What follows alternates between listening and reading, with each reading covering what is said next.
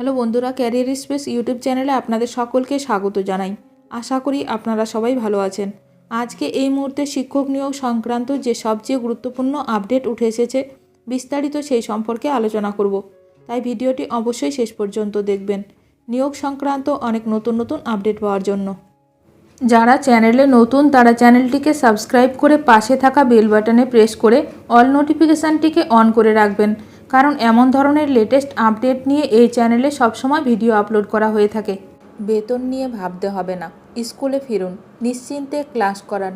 যোগ্য অযোগ্য তালিকা, চাকরিহারাদের বড় বার্তা দিলেন মুখ্যমন্ত্রী মমতা বন্দ্যোপাধ্যায়।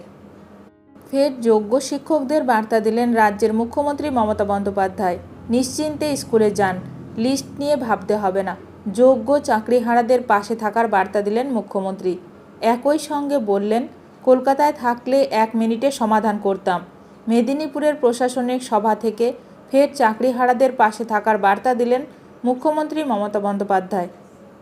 মুখ্যমন্ত্রী বলেন, কেন বসে আছেন গরমে? নিশ্চিন্তে আপনারা স্কুলে যান, মাইনে নিয়ে ভাবতে হবে না। সুপ্রিম কোর্ট আপনাদের চাকরি বাতিল করেছিল, বেতন বন্ধ করেছিল।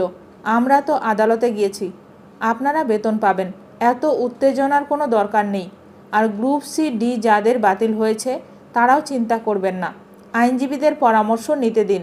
নির্দেশ মেনেই আপনাদের জন্য যা করণীয় তা সরকার করবে। যোগ্য অযোগ্যর তালিকা নিয়ে এত মাতামাতি কেন, সেই প্রশ্ন তুলে মুখ্যমন্ত্রী বললেন, আপনাদের লিস্টের কি দরকার? ওটা দেখার জন্য রাজ্য সরকার আছে, আমি আছি।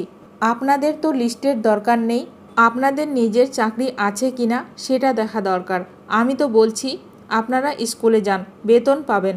এদিন ফের নাম না করে নিশানা করলেন বাম নেতা তথা আইনজীবী বিকাশ রঞ্জন ভট্টাচার্যকে।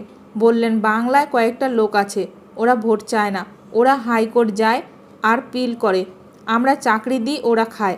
মুখ্যমন্ত্রী বলেন, আমি কাল সন্ধ্যা থেকে কমপক্ষে 10 বার কথা বলেছি। আমি কলকাতায় থাকলে হয়তো 1 সেকেন্ডে মিটিয়ে দিতে পারতাম। যেহেতু আমি মেদিনীপুরে আছি, আমি রাত 12টা পর্যন্ত কথা বলে দেখছি। কেউ কেউ অনড় আছে যে টেন্টেড আনটেন্টেড, যোগ্য ও অযোগ্যদের তালিকা বের করতে হবে। আরে আপনার কি যায় আসে? কেন অন্যদের কথায় পা দিচ্ছেন? টেন্টেড নাকি আনটেন্টেড সেটা দেখার তো আপনার প্রয়োজন নেই। ওটা দেখার জন্য রাজ্য সরকার আছে, কোর্ট আছে। মুখ্যমন্ত্রীর কথায় শিক্ষক শিক্ষিকারা আমি বলি, আপনারা নিশ্চিন্তে স্কুলে গিয়ে ক্লাস করুন, আপনাদের মাইনে নিয়ে ভাবতে হবে না। আইনের মধ্যে থেকেই রাজ্য সরকার আপনাদের কাজ করে দেবে।